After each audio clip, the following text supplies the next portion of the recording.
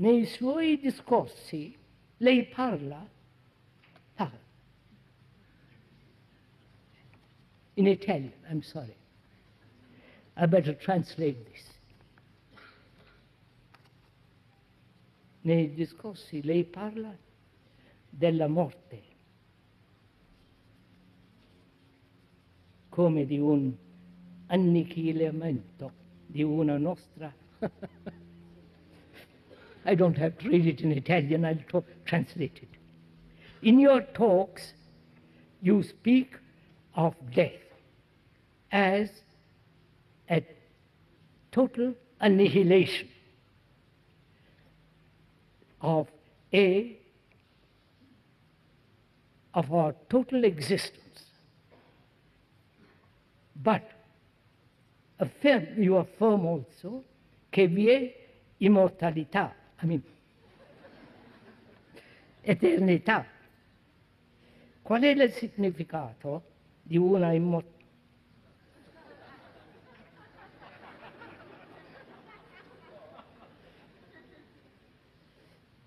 I'll put the question. Right, sir? May I? It's written down by our friend, Italian, and he's asking this question.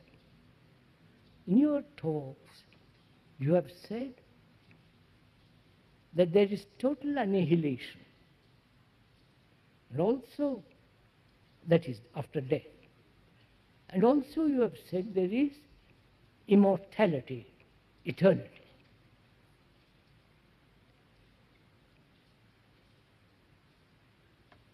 And what is that state of eternity, timeless existence? Can one exist in that? Have you understood the question? Is it clear? I'll repeat it. The questioner asks, in your talks you have said, death is total annihilation. And also you have said, there is immortality, a state of timeless existence. Can one live in that state? That is the question. First of all, I said, please listen, I did not use the word annihilation.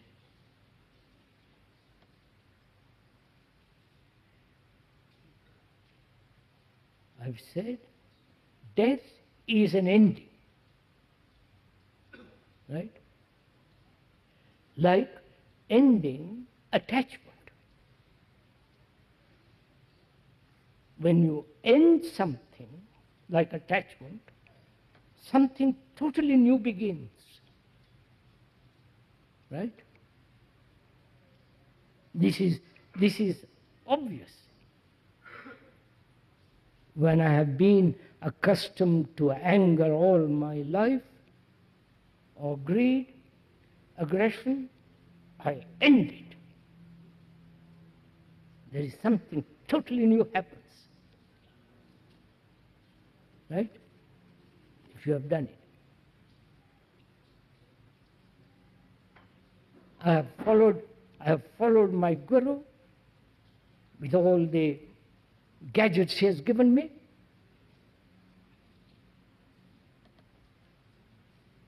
And I realized the absurdity of it. I end it. See what happens.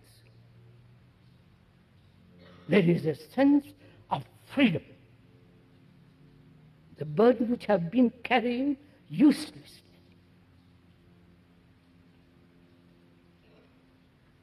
I said, death is like ending an attachment. And also, we said, what is it that has continued through life? Do you understand my question? We put death in opposition to living. Right? Is it so We have put it. We say death is at the end. That end may be 10 years or 50 years or day after tomorrow. I hope it will be 10 years for you. But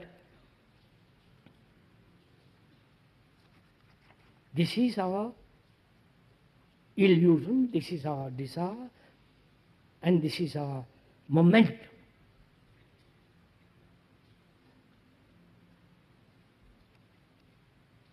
It is like asking how to face death. You follow what I'm saying? I say you cannot understand that, how to face death, without understanding of facing living. Death is not the opposite of living. I wonder if you understand all this.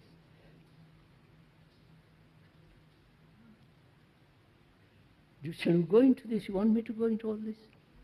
You aren't tired? I'm surprised.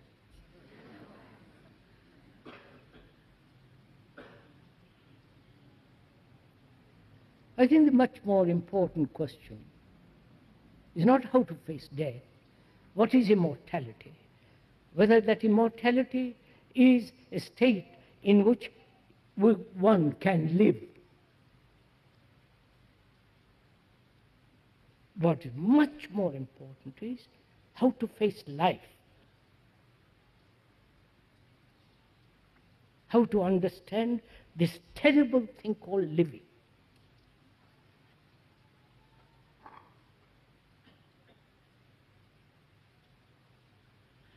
If we don't understand that, not verbally, not intellectually, but living it, finding out what it means to live. Because we have, to us, living as we are is meaningless. Whether you are a disciple with all the jewels and all the rest of it, it has no meaning. Going to the office from day to day for the rest of the next 50 years, slaving away, going to church, doing, all the, what is the meaning of all this? You may give meaning to life, as people do.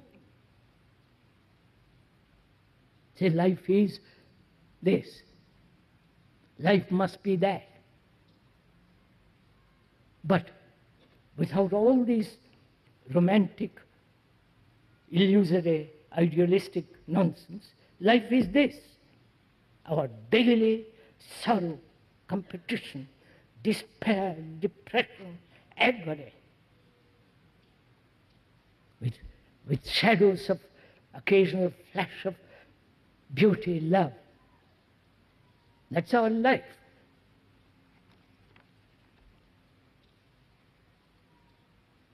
Can we face that?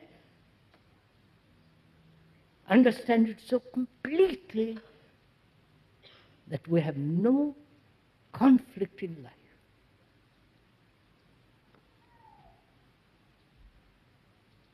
That is to die to everything that thought has built. I wonder if you understand this. Thought has built my vanity. Thought has said, you must be this. Thought has said, you're much cleverer than the other. Thought has said, achieve, become somebody. Struggle, compete, like the Olympics.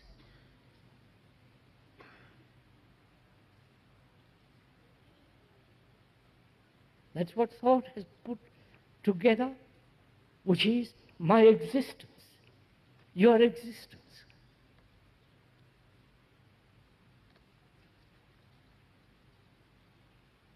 Our gods, our churches, our gurus, our rituals, our changing names into Indian names, all that is the activity of thought.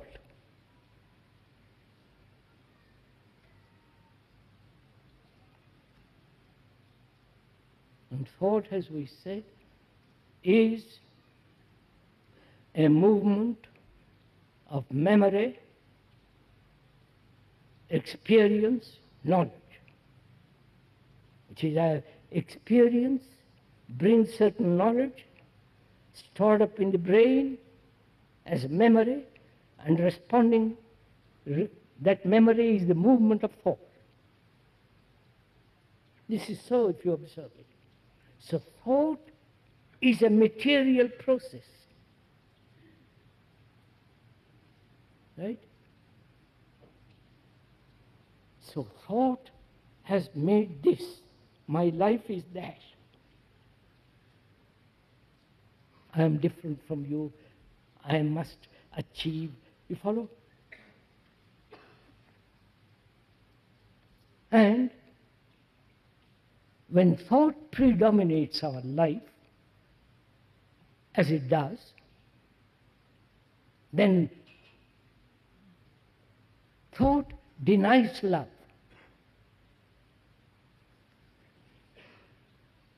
Right? So love is not a remembrance.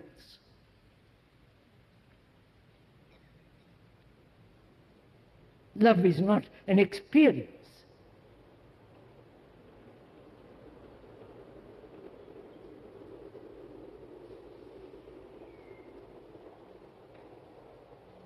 Love is not desire or pleasure.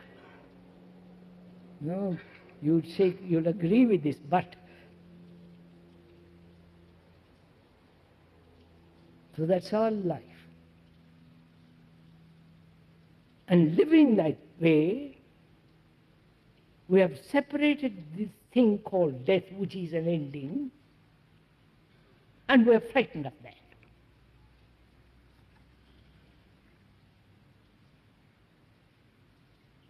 If and when we deny everything in oneself that thought has created, end it.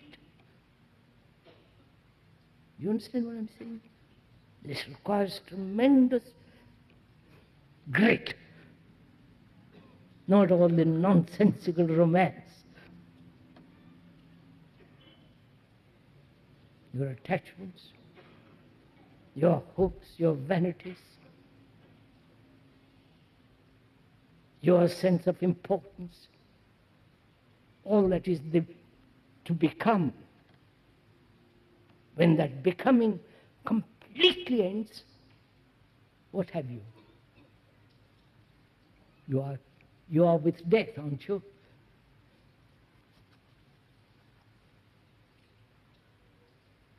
So living is dying. And so renewal. Oh, you don't understand all this. Do it and you'll find out. But we are trained to be individuals. Me and you. My ego and your ego.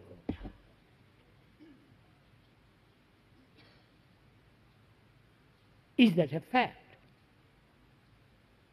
Or we are the entire humanity?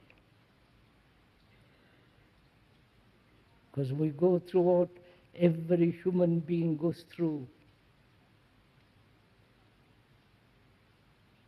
Sexual appetites, indulgence, sorrow, great hope, fear, anxiety, and immense sense of loneliness. That's what each one of us has. That's our life. So we are the entire humanity. We're not individuals. We like to think we are. We are not. You may be clever at writing a book, but that doesn't make you an individual.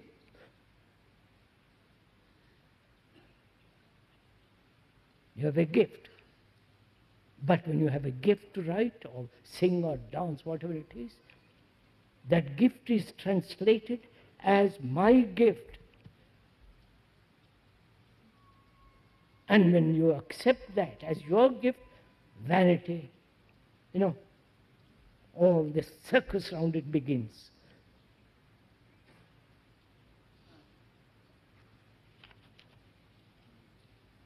So when there is a life in which there is no center as me,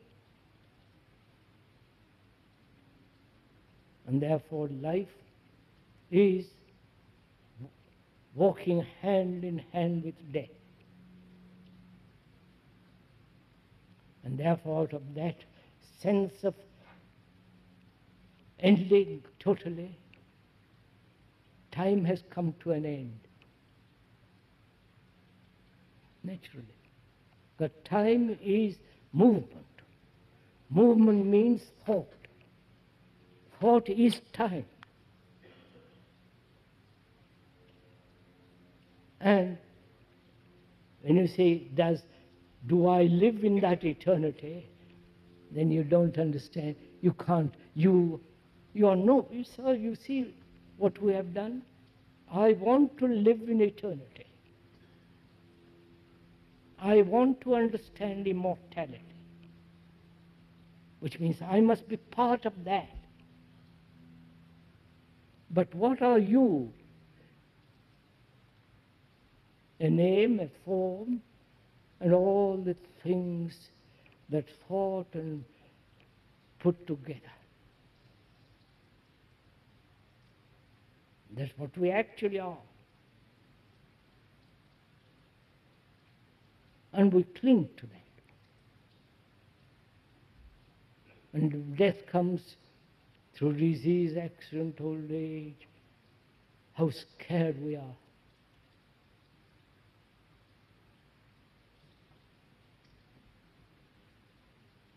And there's always the priest around the corner telling you to go to heaven. Or if you don't do what he tells you, you go to hell.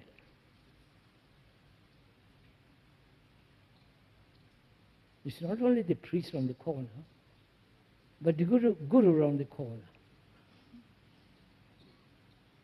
They're all the same.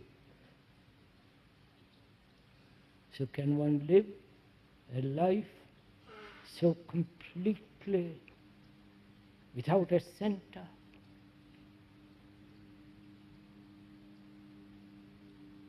And therefore no conflict. And then only that state of mind which is timeless comes into being.